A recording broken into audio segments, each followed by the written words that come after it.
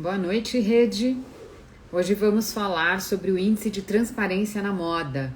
Eu acabei de fazer alguns stories explicando um pouquinho como é importante a comunicação dos itens mais relevantes de sustentabilidade, que são os impactos sociais e ambientais, do ponto de vista aí das empresas. Então, elas precisam relatar isso.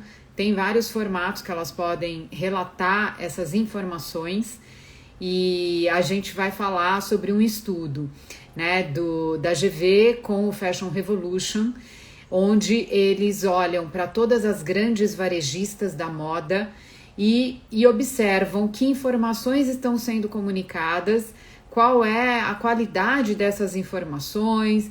E aí a gente vai começando a entender se essas empresas estão realmente comunicando aquilo que nós precisamos saber com relação à sustentabilidade.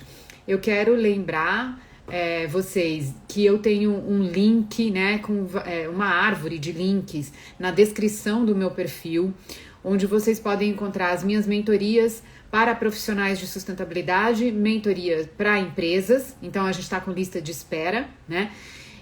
E queria lembrar também que todo o conteúdo que eu produzo aqui já faz 4 anos, ele não tem patrocínio nenhum.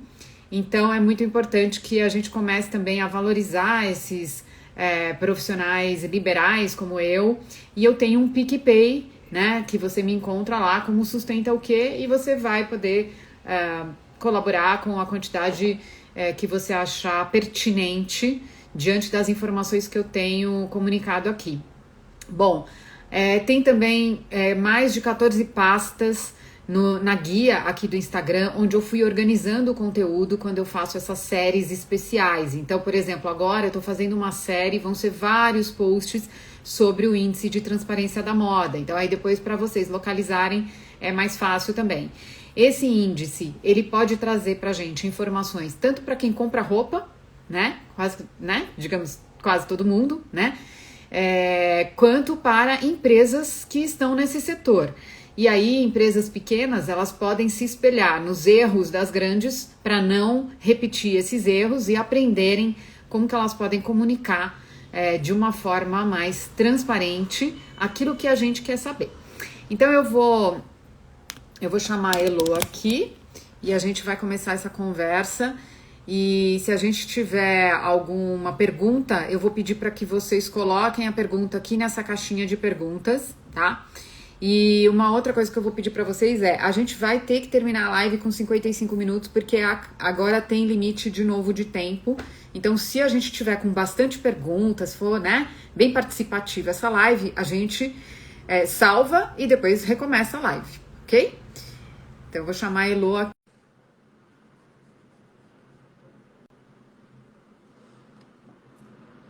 Teletransporte. Oi, Elo!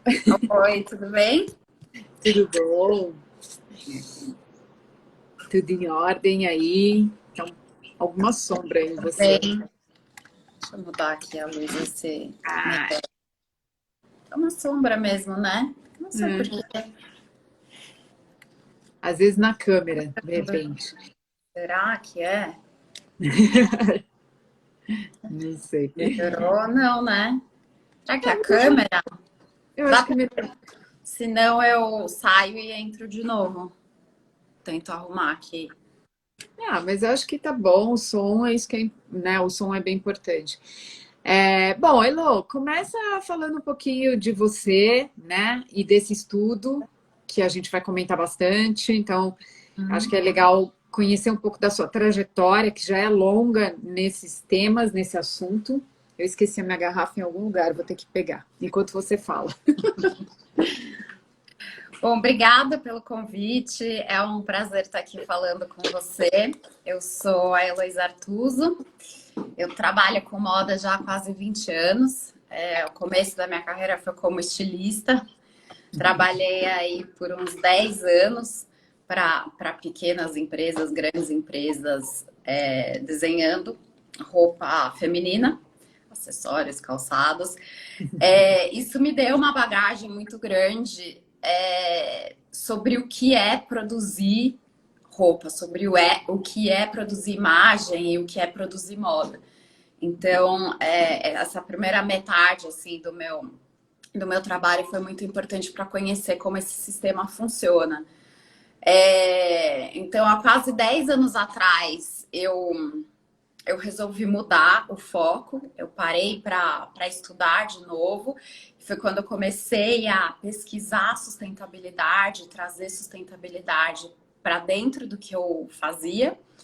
E foi um caminho sem volta. Você que trabalha com isso sabe que quanto mais a gente pesquisa, mais a gente sabe que o buraco é mais embaixo, que as coisas são muito mais complexas do que a gente podia imaginar, né? Antes de começar. Então, é um caminho de estudos, assim, que acontece de forma bastante frequente, assim, né? Na verdade, são estudos diários. Então, eu tenho meu trabalho pelo Fashion Revolution, aqui com o índice, como você comentou. Eu dou aula de design sustentável também. Então, é um caminho que eu venho construindo aí ao longo de quase 10 anos também, com foco em sustentabilidade. Então, cultura de moda, sustentabilidade, educação e design, eu trabalho hoje onde esses temas se encontram. E com o Fashion Revolution, né, eu tô desde o início dele aqui no Brasil. Então, ele chegou aqui em 2014, eu entrei para a equipe logo no início, na verdade, quando a equipe estava se formando. Construí a área educacional, me tornei cofundadora ali do Instituto Fashion Revolution Brasil, ao lado da Fernanda. Eu me tornei a diretora educacional. Hoje eu deixei o posto de direção e continuo aí à frente do Índice de Transparência da Moda como coordenadora do projeto desde que ele chegou aqui no Brasil em 2018. É muita coisa, é muita coisa. E eu achei interessante você comentar, eu sempre peço, né, para comentar a trajetória, porque eu tenho uma mentoria para profissionais, né, para as pessoas que querem fazer essa transição de carreira, e as pessoas acham que elas vão parar e vão jogar fora tudo que elas têm de história, e aí elas vão estudar a sua sustentabilidade, quando na verdade a parte mais interessante e o melhor aproveitamento que a gente pode fazer é pegar tudo aquilo que a gente tem de bagagem, que a gente já faz bem e tal, e transformar o mercado e levar a sustentabilidade para dentro desse setor, né? Que é o que você falou, né? Você pegar o design, tem uma questão até que colocaram nos stories, que a pessoa colocou assim, será que as empresas têm ideia da demanda reprimida que eles têm com relação ao que a gente quer saber, né? A gente quer saber se aquela peça, o que está por trás daquela peça e tal, que são as coisas que a gente vai comentar. E ela perguntou também sobre tamanhos. Ela falou, é um absurdo, a gente não encontra tamanho grande nessas marcas grandes, né? Essas convencionais, assim. Então, ela falou um pouco dessa questão também. E o design pode, na verdade, abranger vários outros aspectos, né? Além disso. Sim. Porque a sustentabilidade, ela está sustentando o quê? Ela vai sustentar o quê, né? Uma indústria, ela tá sempre par a par com alguma indústria, algum serviço, algum produto, alguma marca, né? Então, eu lembro que uma professora minha, há anos atrás, me falou isso: aproveita essa bagagem que você tem sobre a moda, né? Sobre a indústria da moda e usa a sustentabilidade para trabalhar nessa esfera, para mudar de dentro para fora o que você entende que não está funcionando. E é boa essa pergunta que você trouxe, porque essa questão do tamanho, primeiro do design, né? Então, o design para a sustentabilidade, o design sustentável. Quantas escolas, quantas disciplinas, quantos cursos de moda estão ensinando os futuros estilistas a desenharem de forma consciente, a desenharem consciente dos impactos que aquele desenho pode ter no mundo, né, na natureza, nas pessoas. Eu vejo isso porque eu tenho a disciplina de sustentabilidade, mas e o que os outros professores estão falando nas outras disciplinas? Não considero. Saem da minha aula, viram a chavinha e entram num outro mundo, assim, num mundo paralelo dentro das outras salas de aula. E quando você traz essa questão do tamanho, é importante entender quando a gente fala, né, da mudança sistêmica, de enxergar o todo, de ter uma visão holística. da questão, ou no caso da indústria da moda, a questão do tamanho, dos tamanhos grandes, ela vem desde o início da cadeia. Porque os próprios rolos de tecido, muitas vezes, principalmente tecido plano, eles são feitos em medidas que não servem, muitas vezes, para modelagem atenderem corpos grandes.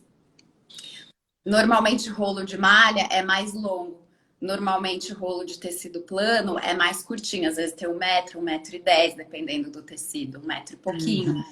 Então, nem eles atendem a esse público. Então, quando a gente fala de olhar o sistema, de olhar o todo, é realmente olhar o todo, é realmente voltar para o começo, né? E como isso vai impactando até chegar ali nos consumidores, e por que não no descarte, né?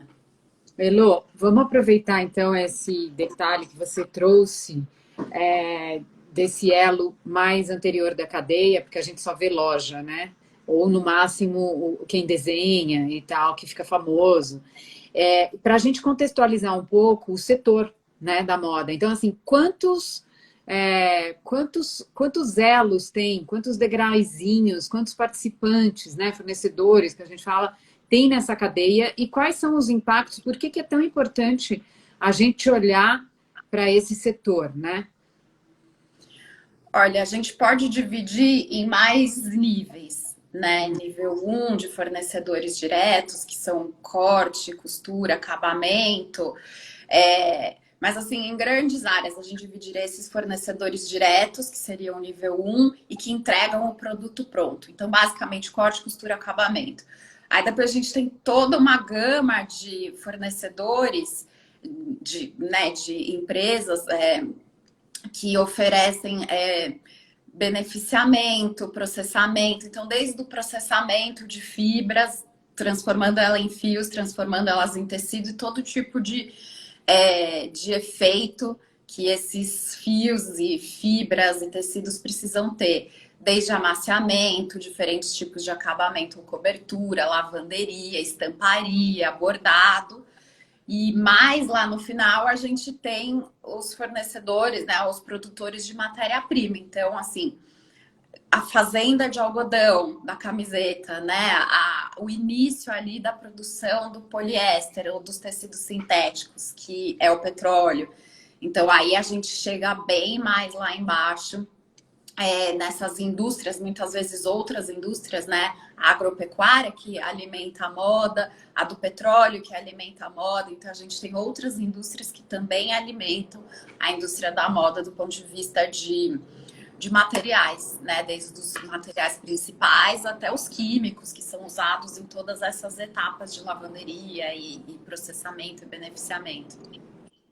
Você falando, eu lembrando aqui que eu achava o máximo a Dupont, até eu, né, começar a estudar sustentabilidade. E aí, a gente está falando de uma indústria, né, que é uma das mais poluidoras do mundo, né, que está ligada, então, à cadeia do agro, por um lado, que tem todo esse poder no nosso país, por exemplo, mas no mundo todo também, e da química, que vem do petróleo, que também é uma outra indústria que talvez seja a pior assim do planeta em termos de sustentabilidade, mas é a melhor em propaganda, né? Química para a vida, não sei o quê, tal. Então a gente está falando disso, aí a gente está falando também de um impacto, um dos maiores empregadores também, né, Elô? E que tem, em sua maioria, mão de obra feminina. Então, muitos impactos a gente está falando para a gente entender por que a gente está botando a lupa na comunicação desse setor. E aí eu acho que a gente pode entrar, então, por que transparência é tão importante. Eu acabei de ler aqui um relatório de 200 páginas que segue o modelo do GRI, que é um padrão para relatório de sustentabilidade. Só que, assim, das 200 páginas, eu acho que 20 páginas ele fala do que é essencial e, assim, em nível muito básico, sabe? E as outras 180 páginas são publicidade e propaganda e a gente fica num ódio, porque a gente gasta horas buscando uma informação que não está no relatório, que era onde devia estar a informação. Quase que eu falo palavrão já. Então, qual que é a importância da transparência, né? Sabe que depois a gente pode voltar para esse ponto, mas a forma como as empresas comunicam as suas ações é bem complicada mesmo. Mas por que transparência é importante? Primeiro, porque a gente não consegue corrigir o que a gente não está enxergando. Então, simples assim, a transparência sozinha vai resolver todos os problemas da indústria da moda? Claro que não.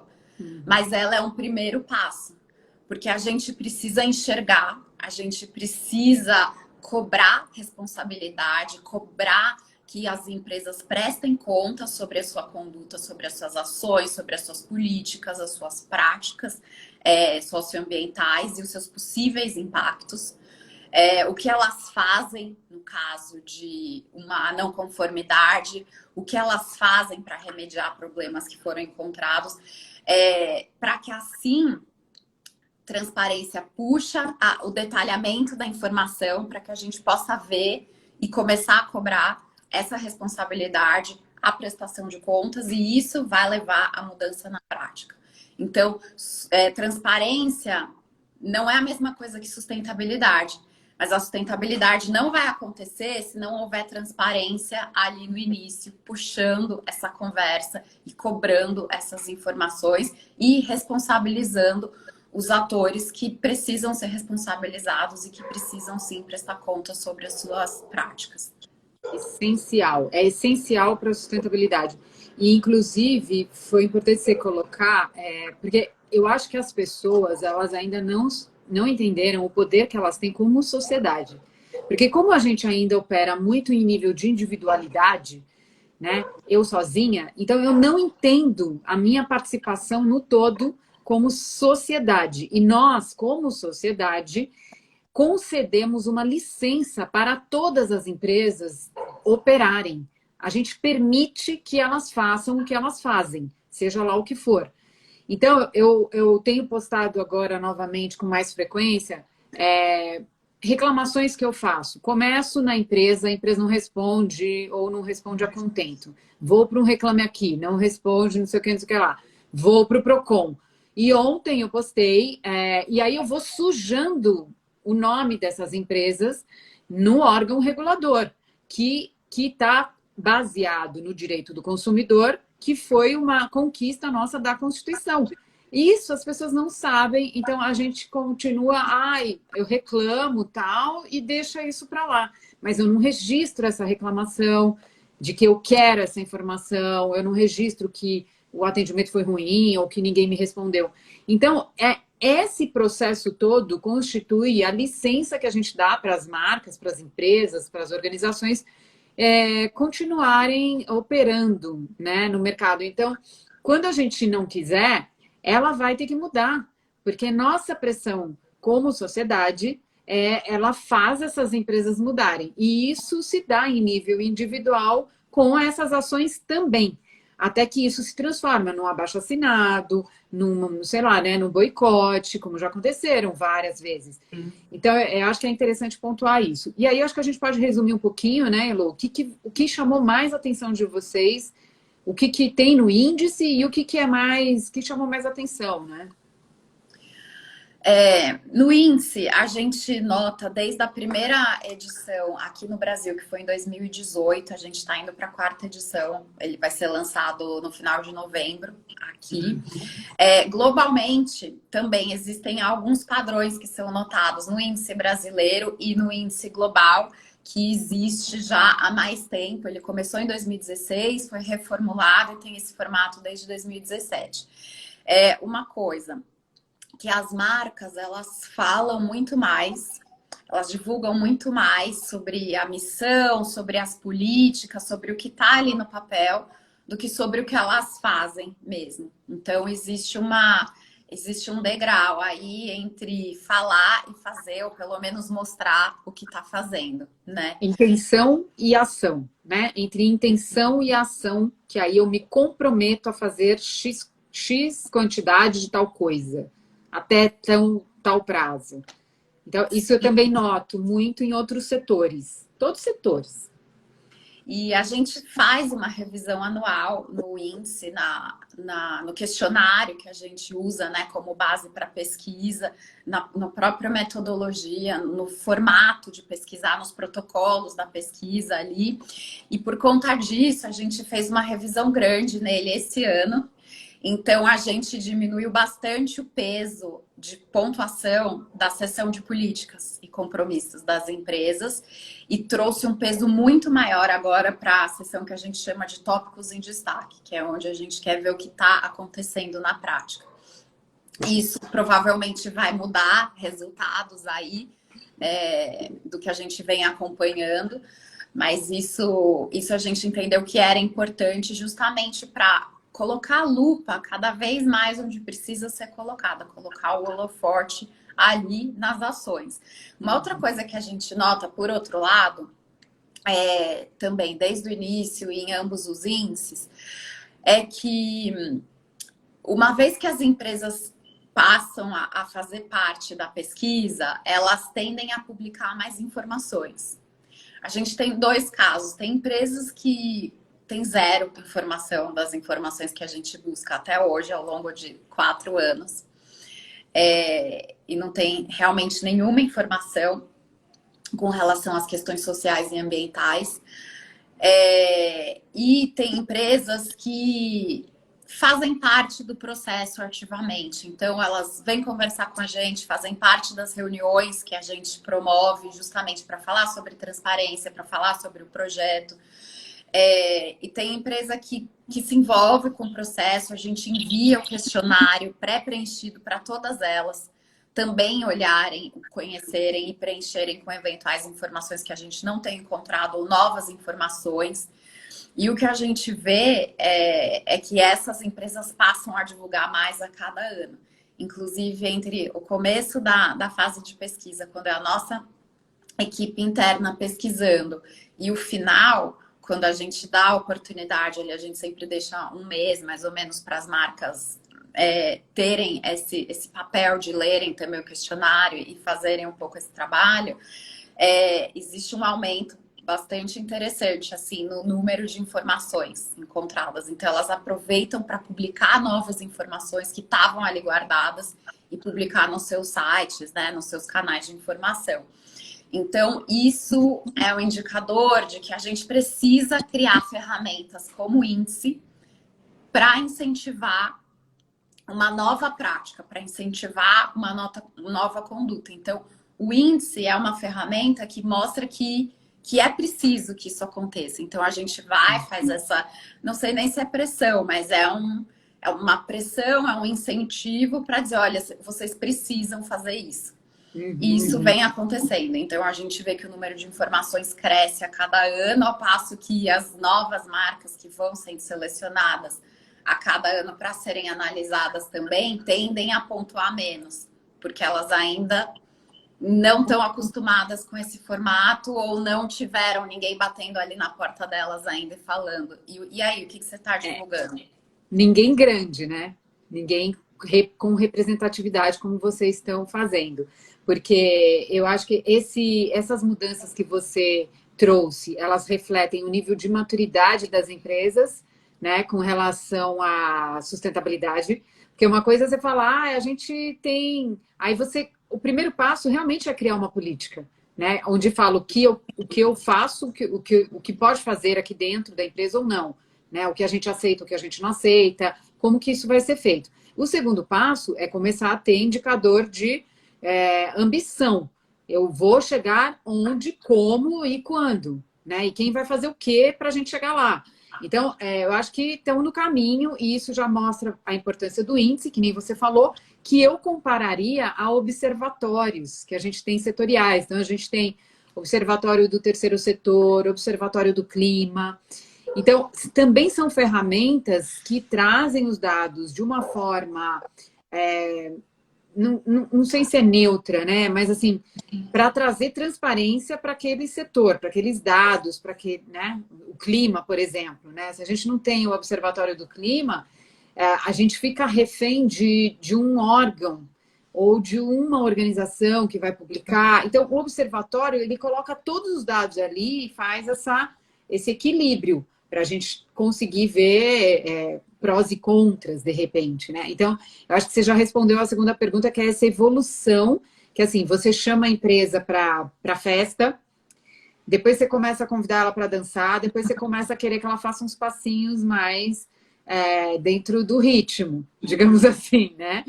Então, acho que isso já é a segunda. Eu acho que a gente pode falar um pouquinho também das questões relacionadas ao impacto da Covid no setor, que vocês também trouxeram lá, né? Questões abordadas pelo índice. Então, eu já estava olhando para tal coisa, e aí como isso ficou com a pandemia, que jogou tudo assim, né, para um nível, digamos, mais iniciante, né? A gente estava evoluindo, aí a gente deu alguns passos para trás, digamos assim, né? Sim. Então, o ano passado, ao longo do ano, a gente já viu muita coisa acontecer. Na verdade, desde o início da pandemia, né? Grandes marcas globais e que também operam no Brasil, cancelaram grandes pedidos ali no início da pandemia, alguns pedidos em produção, alguns pedidos prontos para serem despachados já, né? Finalizados. Aqui no Brasil, a gente viu a fragilidade do trabalho também, né? Que as pessoas que já estavam em situação vulnerabilizada ficaram ainda mais vulneráveis nessa situação. A gente viu muitos casos de pessoas produzindo máscaras a 10 centavos, a menos, até 5 centavos. Então, trabalhando 14, 16 horas por dia. Então, isso fragilizou muito essas relações aqui no Brasil também. Então, o que a gente fez? A gente já estava com a estrutura do projeto em andamento, mas o que a gente fez foi exatamente isso, observar o que daqueles indicadores que a gente já analisava mostravam o impacto do Covid nos trabalhadores, principalmente, né? Então, a gente falou muito sobre isso no relatório. E o que a gente fez esse ano foi acrescentar novos indicadores na pesquisa que olhem especificamente sobre os impactos da Covid, na verdade, as respostas das empresas à pandemia. Então, essa é uma seção nova que tem no nosso questionário, né, no índice, inclusive, o Global já lançou o índice global em julho, então ele já mostra esses indicadores e a gente vai ter isso aqui no Brasil também, para olhar não só como a pandemia impactou tudo aquilo que a gente já olhava antes com relação a trabalho, né, mas olhando especificamente sobre como as pessoas foram diretamente impactadas, por exemplo, redução de salário, medidas ali de segurança implementadas dentro da empresa, quem foi afastado, quem foi demitido, se as empresas estão disponibilizando esse tipo de informação. E você falou de uma prática que eu trabalhei no mercado financeiro, atendendo empresas por 17 anos, né? E essa prática de cancelar o pedido na hora da entrega, eu já vi, assim, eu não sei se a gente pode falar, porque talvez seja uma prática que melhorou, mas é uma das maiores marcas que está lá no índice, né? Eu a vi quebrar inúmeros fornecedores, que eram clientes do banco, por conta dessa prática. Primeiro, eles começaram a estender os prazos de pagamento, de 60 para 120 dias, assim. Até mais. Até mais. Como é que pode, né? E aí a gente antecipava essas duplicatas para o cliente, tinha um programa dentro do banco, então era facilitado o empréstimo para esse cliente, e ele tinha uma taxa também diferenciada, era menor e tal, porque a grande empresa era cliente do banco, então a gente sabia quando eles iam pagar. E aí a gente confirmava tudo eletronicamente, não sei o quê. Mas assim, inúmeras vezes eu vi isso acontecer. Primeiro, eles ficavam mudando. Então, fazia uma encomenda, aprovava o piloto, mas aí mudava. Porque aí o tempo veio uma frente fria, aí muda tudo. Ah, não, muda, agora quero fazer não sei o quê. Só que o fornecedor, ele vai ter que comprar tudo de novo, fazer tudo de novo, entendeu? E chegava eu achava uma baixaria isso, porque chegava assim, a eles deixarem caminhão 3 dias parado na frente do depósito lá para entrega. Então, assim, é uma prática de desrespeito total com os pequenos principalmente, porque ele não tinha poder, né? O pequeno, ele era 80, 90% dependente dessa venda para a grande marca, né? Então, eu já vi isso muito acontecer. Então, assim, não é novidade a gente ver eles retomarem um comportamento muito, nem sei como chamar isso, predatório, né? Que já era adotado. Então, quer dizer, será que mudou mesmo essa empresa? Né? Será que ela mudou de lá para cá? Porque quando Tem a uma, água ela faz a mesma coisa. tem uma questão que a gente gosta de levantar, que é justamente essa das práticas de compra. Ou seja, quais as relações que as grandes marcas estabelecem com os seus fornecedores, relação de negócio. Que tipo de acordo, que tipo de contrato, quais os prazos de pagamento, se existe alguma antecipação com relação ao pagamento, porque é isso, o fornecedor ele já comprou a matéria-prima, tecido, aviamento, já pagou o serviço da estampa, do bordado, a mão de obra, para ele receber dali um mês, 2, 3 meses, assim, ele precisa ter um capital muito grande, né, para fazer isso girar, para ainda correr o risco de ter o pedido atrasado ou cancelado, ou não quero agora, segura que eu só vou receber daqui um mês, porque a estação mudou de repente, né? Então é bastante complicado. Então, discutir prática de compra é bastante importante nesse sentido. Inclusive, uma coisa que a gente busca é se na hora de fazer essa negociação com o fornecedor, se as marcas têm algum método de isolar os custos de mão de obra ali na hora de fechar o preço do produto. Porque aí você garante que os trabalhadores tenham todos os seus direitos ali garantidos na hora de receber o salário. Então, que isso seja coberto, que eles recebam, no mínimo, o salário mínimo. O ideal seria um salário justo para viver, né? Mas para garantir que exista esse pagamento na cadeia de fornecimento. Mas esse dado em si, ele já possibilita a gente avaliar se a pessoa está recebendo o salário mínimo oficial, que não dá para se manter, ou se ela tem uma remuneração digna, como vocês chamam, um salário justo, né? E, Elo, o que você... não sei se dá para resumir, mas assim, o que você acha que está muito atrasado, que as empresas precisam correr atrás urgente e avançar no tema? Qual é o tema, o pior tema, assim, quando você olha para o índice? Olha, eu não sei se tem um pior tema, mas pelo índice, o que a gente consegue ver é essa diferença bastante grande entre as políticas e o compromisso ali no papel e o que elas estão fazendo mesmo.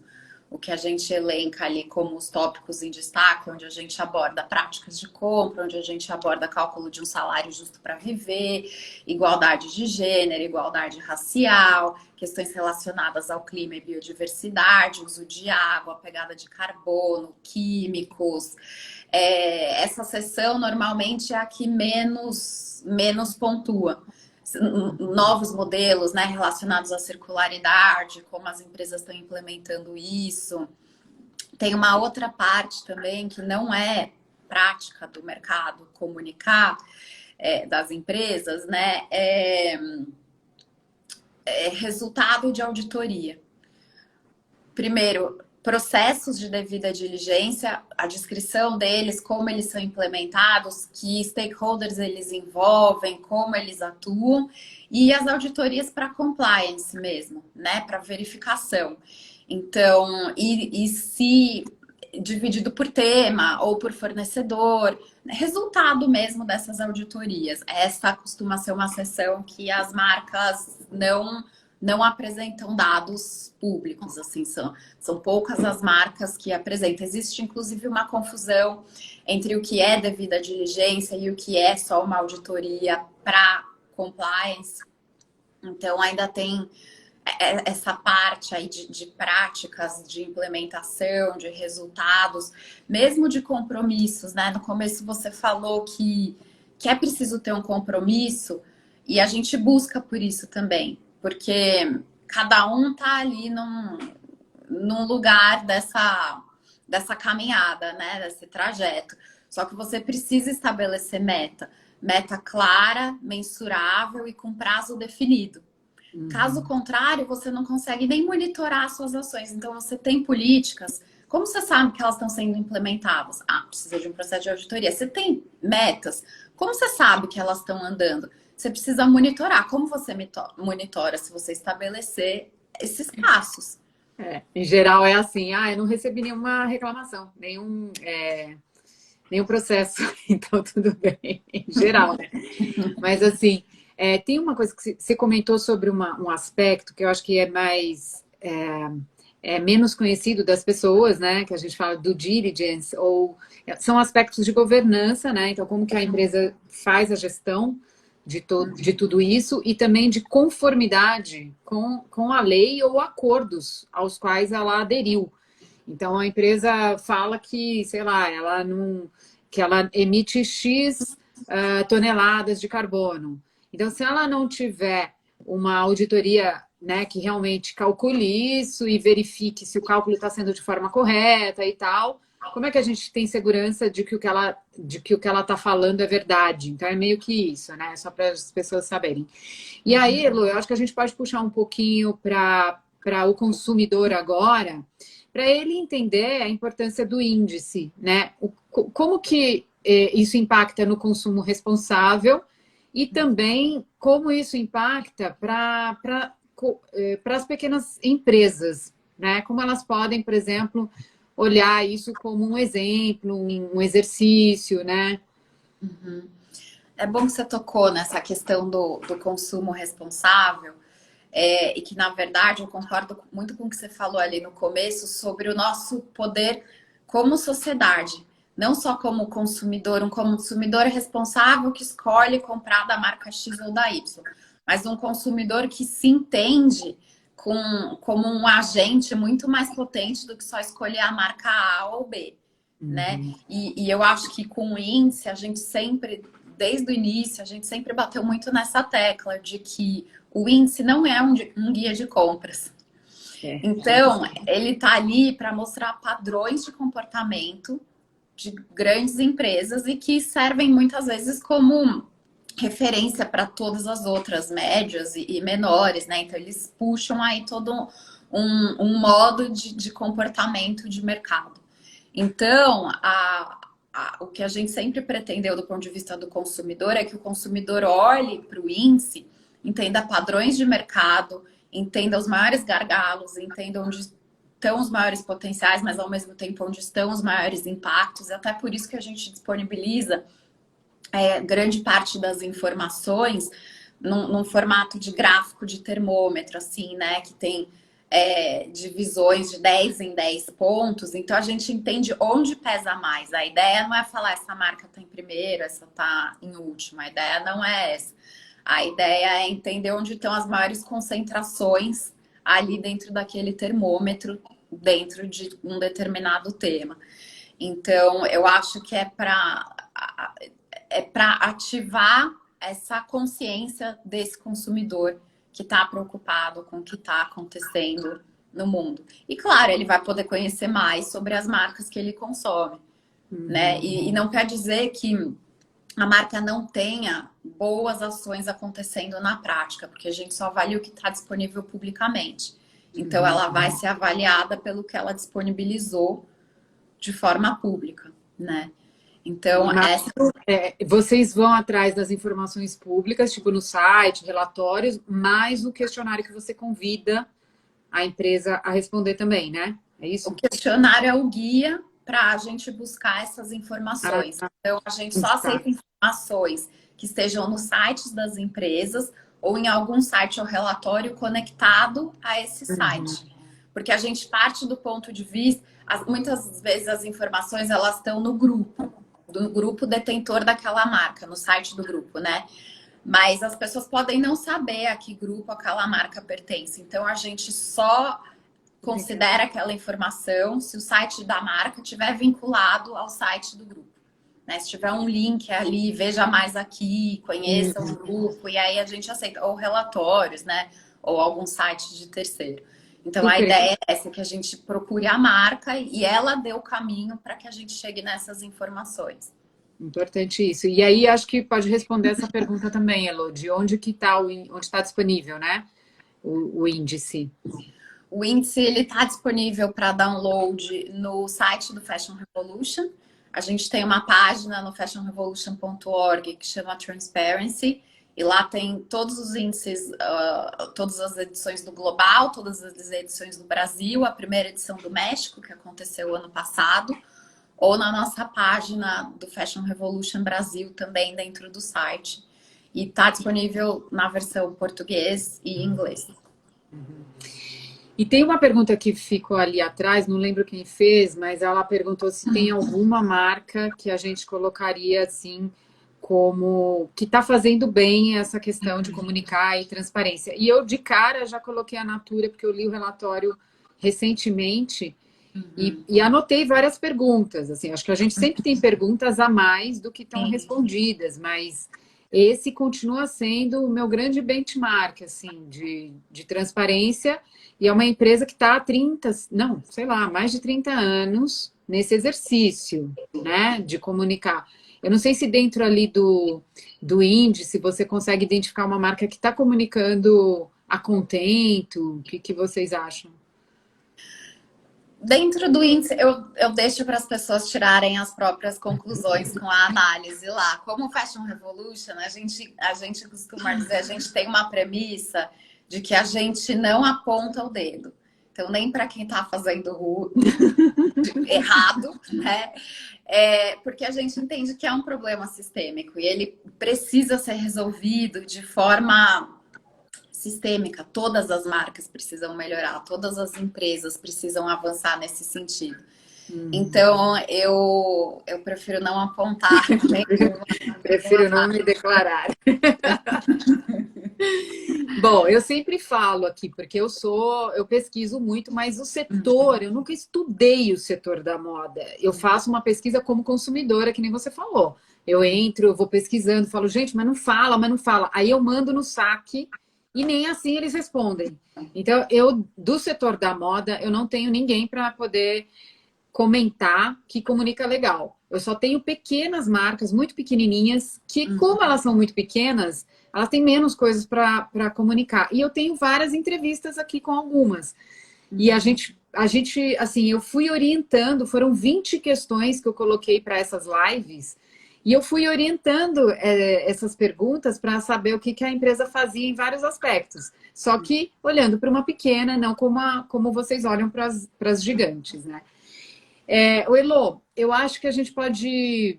Você podia trazer uns spoilers assim para a gente, né? Você falou que vocês avançaram então nessa análise de um ano para o outro, querendo saber das metas, dos compromissos. Que mais que vocês pretendem avançar nessa investigação para o relatório que sai em novembro?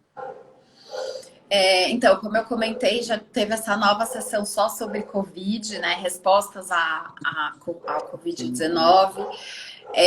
A gente diminuiu o peso da sessão de políticas e compromissos.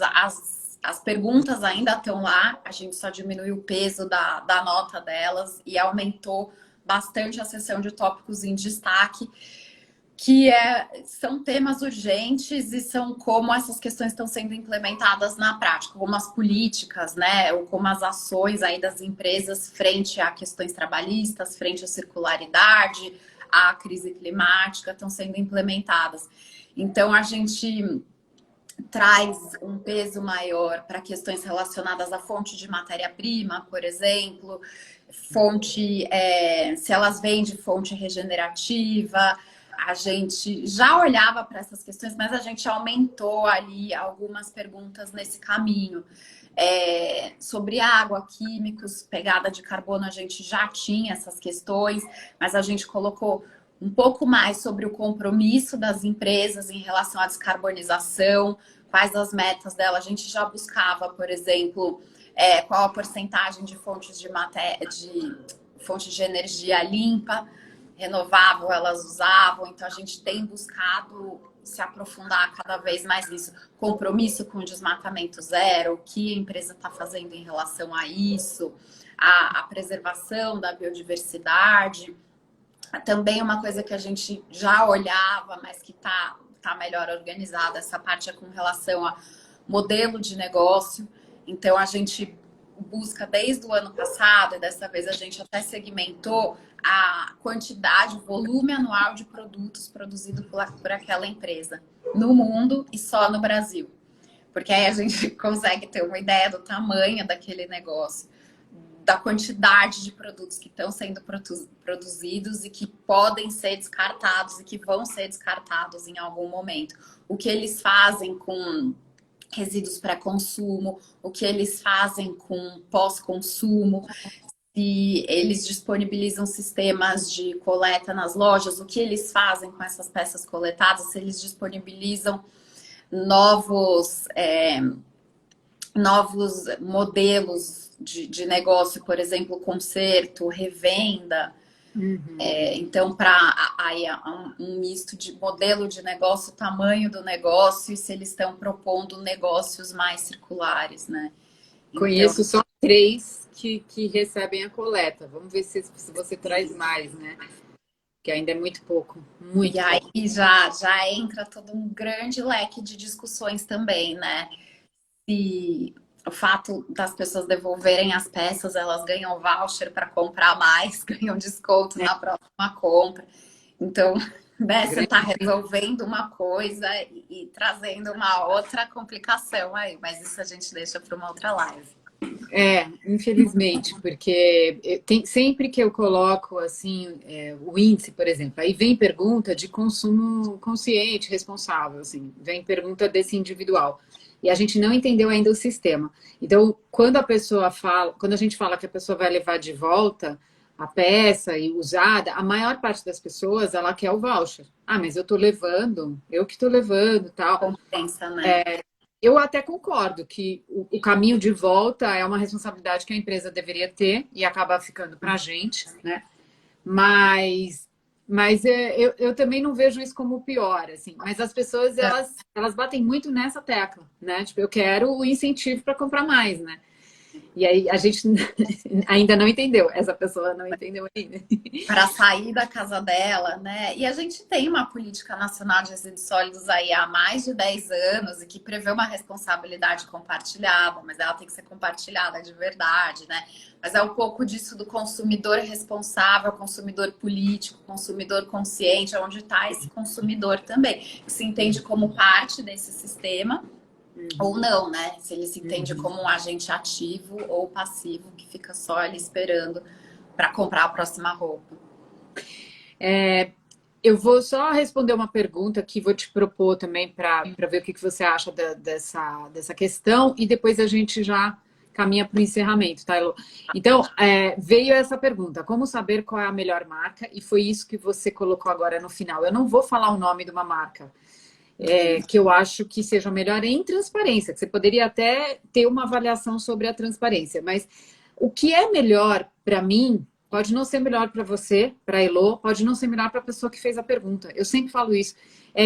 Infelizmente, quando a gente trata de sustentabilidade, a fórmula que serve para mim, os pesos que eu coloco, por exemplo, nas minhas análises, são muito diferentes dos pesos que qualquer outra pessoa vai colocar dentro do seu padrão de consumo, da renda que ela tem, da cidade que ela mora, do uso que ela faz do produto. Então é por isso que a gente reluta tanto em ficar dando a receita do bolo para vocês, porque não existe a receita do bolo, né? Então, o que eu olho? Eu olho para isso que você falou, só que assim, no inverno, por exemplo, quando fez aquelas temperaturas mais baixas, que a gente não tinha, não sei o quê, eu comprei um negócio de emergência e eu não olhei nada disso. E quando chegou aqui, eu fiquei puta. Era da Renner e era tudo da China. E a Renner tem uma coleção que ela faz com resíduos e tal, que é tipo mais ou menos circular lá. Então, e aí eu acabei comprando o que era da China, veio com um saquinho do plástico, tudo que eu não compro na vida, eu comprei, né? Então, não dá para a gente dar essa receita e não dá para a gente assumir como uma verdade também que você só vai fazer daquele jeito. Não é assim que funciona a vida, né, Elô? A vida real. Até porque tem duas coisas aí. Uma é isso, você tem essas trocas, né? veio da China, mas ela tem outras iniciativas boas, mas essas iniciativas boas compensam esse produto. Mas foi um produto que você precisou. Se você não compra toda semana e tava frio e você precisou de uma blusa, você precisou de uma blusa, né? Então a gente vai precisar continuar comprando roupa. O lance é mudar essa lógica, é mudar a lógica de por que a gente produz nessa quantidade, com essa velocidade, com essa frequência, e porque a gente consome também nesse mesmo passo. Isso é uma coisa. E outra coisa, a gente tem sim uma parcela grande de responsabilidade como consumidor. Muito mais do que consumidor, como cidadão. Um cidadão responsável no mundo. A gente tem essa responsabilidade? Tem. Mas ao mesmo tempo, é difícil a gente ter que se culpar pelo que está disponível no mercado para a gente comprar. Porque às vezes não tem, às vezes você não tem dinheiro, às vezes você não tem o acesso. Então existem inúmeras questões, você não tem tempo. Então existem inúmeras questões que interferem ali na hora de você comprar. Por isso a gente passou a live, né, aqui falando sobre as empresas, o índice que analisa o consumidor e o poder público. Cadê a criação de uma agenda de políticas públicas que olhe para isso? Pele do veneno está aí tramitando no Congresso. Então, eles vão usar agora mais agrotóxico? Vai liberar mais? Vai flexibilizar a utilização? Como isso interfere na moda? O governo está prestes a liberar. Vai aumentar a quantidade de agrotóxicos usada no algodão que a gente veste. O algodão certificado que a gente veste também usa agrotóxico. Então, assim, cadê o poder público regulando tudo isso que está acontecendo? Cadê o poder público? A questão trabalhista, que a gente deu 80 passos para trás, né, na legislação de proteção do trabalhador. Teve o regresso ali, né, regrediu a legislação em 2017 com relação ao trabalho. Então, assim, são brechas que vão sendo encontradas. E cadê essa regulamentação? E cadê o poder público que exige uma garantia de salários iguais para homens e mulheres que ocupam o mesmo cargo, para pessoas brancas e negras? Onde está o poder público trazendo uma obrigatoriedade de relatório anual? Quantas das empresas que a gente pesquisa no índice, pouquíssimas têm um relatório de sustentabilidade, de responsabilidade corporativa anual. Isso devia ser obrigação, é o mínimo que uma grande empresa pode fazer. Reportar anualmente as suas ações. Então, tem aí essa mão que a gente não vê, mas que precisa regular esse setor, precisa incentivar boas práticas e precisa desincentivar as práticas que são nocivas para o meio ambiente ou para os trabalhadores. Bom, Elô, se tem mais alguma coisa que você queira pontuar, senão eu vou fazer um fora Bolsonaro e terminar. Não, eu só queria dizer que, além do índice, a gente lançou com a FGV, agora o Centro de Empresas e Direitos Humanos, um guia, uma palhinha que eles chamam, que é uma série de infográficos que o centro, né, tem feito, e a gente fez esse específico com dados do índice, foi uma colaboração, então, de pesquisas do centro com dados do índice, específicos sobre prestação de contas de direitos das mulheres na indústria da moda. Então tá bem bacana, na minha bio tem um link para download, na bio do Fashion Revolution Brasil também tem. E é um guia rápido, é uma palhinha mesmo, com algumas considerações ali, alguns dados e considerações finais, recomendações. E para as pessoas acompanharem também, a gente lança o Índice de Transparência da Moda Brasil 2021 no dia 30 de novembro. Fora todas as outras ações do perfil do Fashion Revolution, que é maravilhoso, a gente pode também acompanhar, né? Sim. E com relação à política, só queria acrescentar aqui uma coisa, que a gente também fala muito do governo federal, mas a gente pode começar acompanhando vereadores com propostas locais, né? Porque a política, ela se dá em nível local. Essa transformação que a gente quer, ela pode ser construída em nível local. E deputados, então vai subindo, né, nesse degrauzinho, porque não é só presidente, entendeu? que o que a gente não tem hoje, infelizmente, né? A gente tem outra coisa. Para contar. Mas é isso. Bom, Elô, super grata, acho que foi maravilhosa. A gente foi super objetiva, assim, conseguimos tudo. E eu vou correr para deixar salva com muita gratidão. Eu que agradeço, adorei a conversa. Até Então, a próxima e obrigada para quem acompanhou a gente aqui também. isso, obrigada. Boa noite para todo mundo. Indiquem aí a live e comentem. Boa noite.